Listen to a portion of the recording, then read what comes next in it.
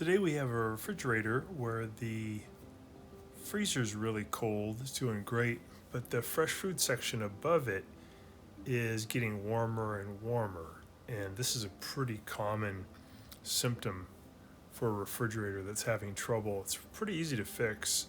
It's caused by too much ice that's built up in the freezer for some reason, and it's blocking the cold air from being able to get through and reach the fresh food section. And again, pretty common problem. We'll cover some ideas on how to fix it. But when you open up your freezer, you may notice that there's a lot of frost and there's a lot of ice everywhere. Maybe the reason this is happening is that the freezer door is not closing all the way and it's letting some warm air get in there that can cause the frost and ice. So that's a good thing to check first, is make sure that the freezer door can close easily, nothing's obstructing it. I'm up here in the fresh food section and I'm just feeling these vents. I can feel cold air coming through these. These are the ones that kind of go through into the door to cool down the water, cool down the ice. But then there's another section down lower in the fridge where cold air is supposed to come through, and that might be getting blocked in this case. This is the circuit board or the controller that a lot of modern refrigerators have that may need to be replaced. If it's helping you, please consider pressing down in the lower right hand corner of your screen the subscribe button, and that really helps us.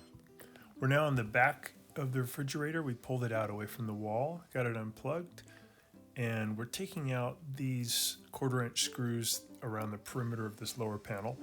Some refrigerators, this lower panel is actually made of almost like a cardboard material, and other times it's metal, but it's covering up some really important components that can help you to get your refrigerator working good again. So what I'm doing is I'm just taking out all these screws. I'll take off this panel and I'm going to clean up a part of the refrigerator that's used to dissipate heat. Sometimes it gets a lot of dirt or lint on it, and it makes it really hard for the refrigerator to cool down. It can even cause the refrigerator compressor to overheat, where you might have to replace a part. It's kind of like a fuse. So we're taking off that lower panel now. We're going to take a look in there, see what's going on. Pull that out of the way. The thing in front of me right here is the compressor. That's the thing that's going to compress down. The one I'm pointing at, that's where the heat is dissipated, and that's where you might get a big accumulation of lint and dirt. And you can get rid of this pretty easily just by vacuuming it. You don't have to have a vacuum. You can use a brush to just brush it to loosen up all the dirt. But vacuuming is a lot better to get rid of it. But that's a very common problem when a refrigerator is not cooling well.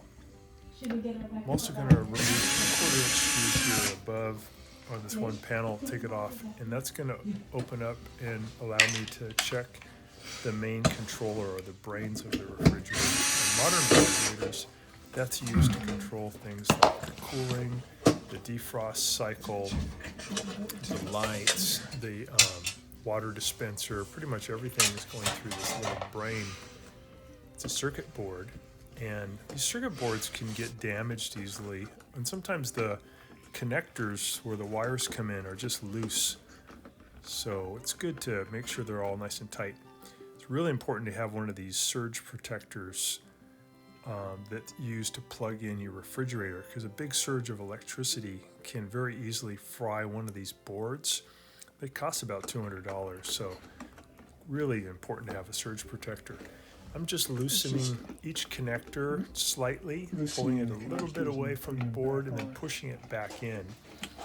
And this can make some of the problems a refrigerator have go away, because all of a sudden now the circuit board can send its signal out to the component. Sometimes these connections get corroded over time, so just loosening them and then putting them back in can have a pretty good effect. The thing I see most often though is these circuit boards get damaged when there's too much electricity that spikes in from maybe from PG&E or from the power department. So that surge protector will prevent that and maybe save you a couple $100 and keep your refrigerator working well. So we're going to take a look at another part down here. Again, this is the area Just that we pulls in all that clean. cold air all the time, but it brings Good to get a in here little with the dust vacuum with and just it clean over everything, time. but It just in gets particular clogged. this area, because this is where the refrigerator can dissipate its heat. Refrigeration is really where Oh, it's got a it's just hose. sucking Cool. heat out of the food and out of Nice. the refrigeration area. So we're It'll be nice where I can making sure find that part of the refrigerator. Yeah, Again, they you tend to vacuum stray over the time. Just use a brush to clean it. And not all refrigerators have the same type of area that you clean, but you'll notice the area that needs to be cleaned because it'll have a lot of dirt on it. The fan pulls that dirt right in. It just builds up over time. So again, I'm just pulling out a little bit on these connectors and then putting them back in. A lot of wires, huh? On the compressor itself, The there's old a style piece they didn't called have the high control limit boards. They and just had- another they're piece more called the just relay. analog. And on some refrigerators, the Pretty high simple. limit and the relay are kind of built Thanks, together. Vic. But if the compressor gets too hot, it will. Oh, right here, I'm just using the vacuum, the handheld vacuum, to really get that area free of the lids and of the dirt. So pretty easy to do, very important. Maybe every 6 months, preventative work, you can get the whole fridge and do this. That's a little bit too. I'm also cleaning these grills here. This is where the air will come through from the back, Comes in. and pretty often these get clogged. So you can do both sides.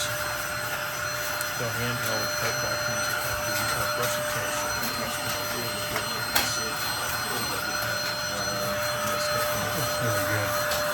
show a little picture here in a second of what the relay and the high limit look like.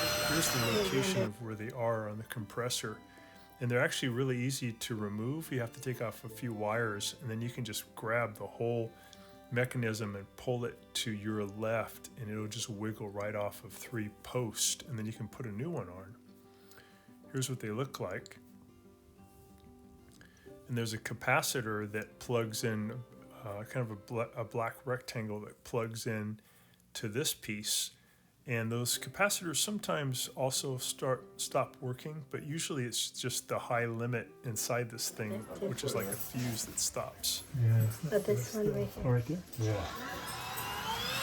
Just cleaning up all these areas will help. Refrigerators do really well when they have good airflow. Fancy schmancy. Double checking everything before I put it back together.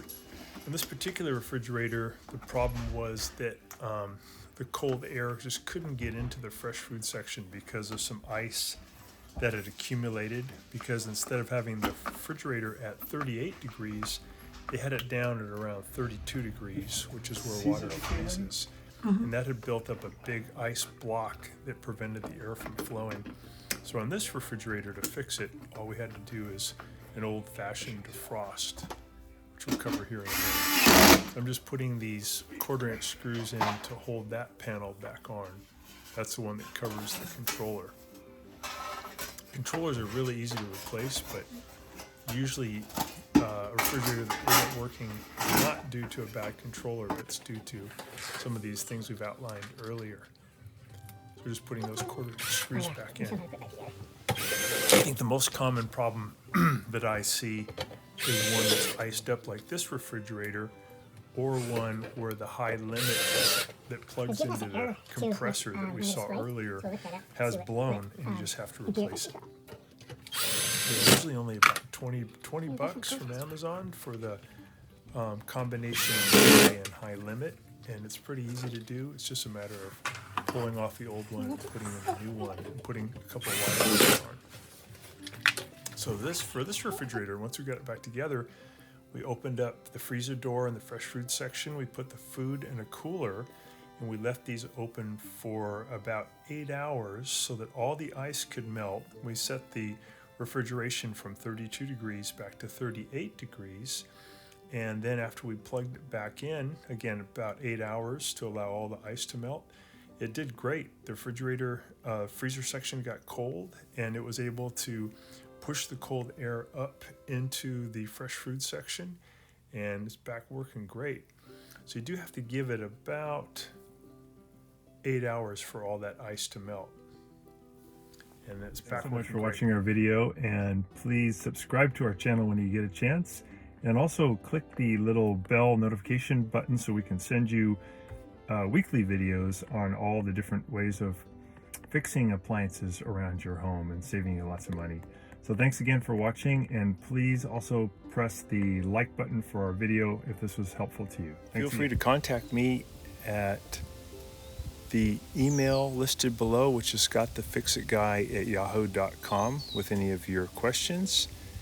And also, if you need to have a FaceTime meeting with me or a Zoom meeting, you can click on one of the links below in the description, and we can set up a 15-minute or 30-minute video conference where we can work on your appliance problem.